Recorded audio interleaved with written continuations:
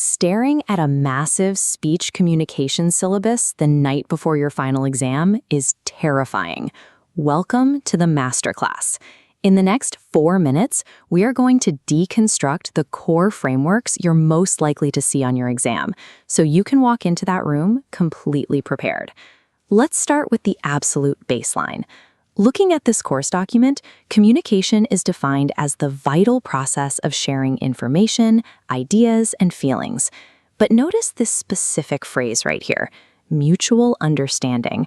You can talk for an hour, but agar agle ko samajh nahi aayi, if the other person doesn't understand your intent, communication actually failed. That brings us to the 8-element communication process cycle. Imagine you are ordering chai via WhatsApp. You are the sender, forming the idea. You type out the text, selecting your channel. Your friend is the receiver. They read the text, and their reply is the feedback. And right in the middle, a bad Wi-Fi connection drops the message. That is noise. Students always mix up the technical steps inside that cycle. Encoding happens on your end. It is the act of translating your craving for tea into the specific words you type. Decoding happens on their end. It is the receiver reading those specific words and mentally translating them into the realization, oh, they want chai. To encode a message properly, you use the 7 C's. Number 1, clarity. यानी साफ और वाज़े बात करें. 2, conciseness. लंबी न करें, to the point रहें. 3, concreteness. हवा में तीर न चलाएं. 4, correctness. आपकी ग्रामर और मालूमात ठीक होनी चाहिए. 5, completeness. Give all necessary info. आधी अधूरी बात न करें.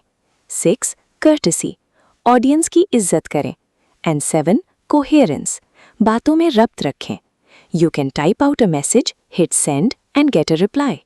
But if you ignore those 7 C's or let physical distractions break the loop, mutual understanding never happens.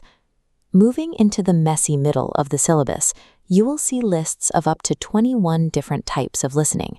Let's filter out the noise and focus on the 8 exam-heavy types you need to know. 4 of these show up constantly.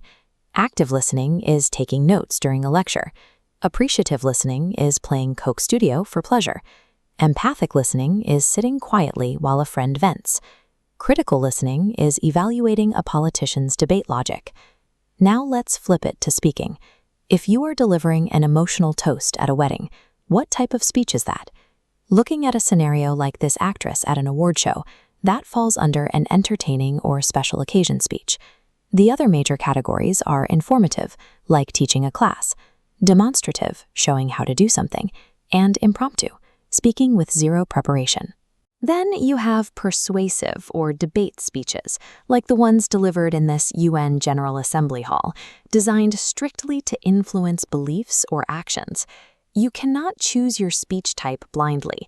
Understanding your physical environment and exactly how your audience intends to listen dictates which of those 8 speech types you have to deploy. That brings us to audience analysis. Demographic analysis measures statistical data, age, gender, and education level. Situational analysis measures the physical context. Pitching a complex project to undergrads lands differently if it is an 8 a.m. lecture in a freezing cold hall. Context also involves the 10 forms of nonverbal communication. Textbooks use intimidating vocabulary here, so let's translate them. Looking at these notes, chronomics is simply the use of time. Arriving late signals disrespect, while arriving early shows eagerness. Haptics is the use of touch, like delivering a firm professional handshake. Kinesics covers body movement and facial expressions. Pacing the stage or waving your hands while you talk falls right here. Proxemics measures the actual physical space between people. Stepping inside someone's 18-inch intimate zone makes them deeply uncomfortable. And paralinguistics covers your tone of voice. Saying "I'm fine" with a harsh, loud tone communicates anger, regardless of the words. A speaker can memorize their manuscript perfectly. But if they stand too close, frown constantly, and arrive late, those nonverbal cues will override their actual vocabulary. Once you understand your audience, you have to organize the body of your speech. Reviewing these notes, Chronological order organizes main points along a timeline.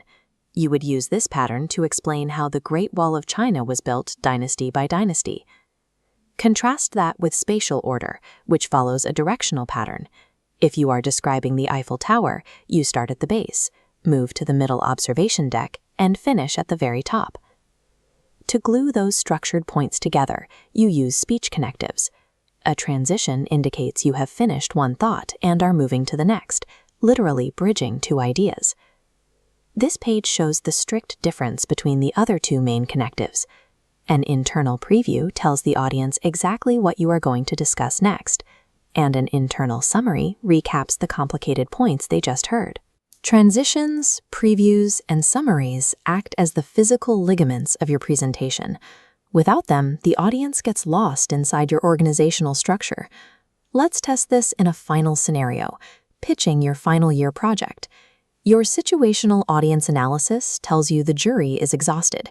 You choose an informative speech style to keep things clear, and you maintain respectful proxemics by standing exactly 3 feet back from their desk. You open with an internal preview of your project goals. You manage your kinetics by standing tall and using calm hand gestures. As you speak, you watch the jury for active listening cues. If they nod, you have positive feedback. If they look confused, you adapt. All of these individual frameworks lock together. To prove it, here is your ultimate final exam cheat sheet, mapping out the core lists we just mastered. We have the 7 C's of clarity, the 8 steps of the communication process, the 10 forms of nonverbal communication, and the 4 primary speech connectives. Take a screenshot of this frame right now.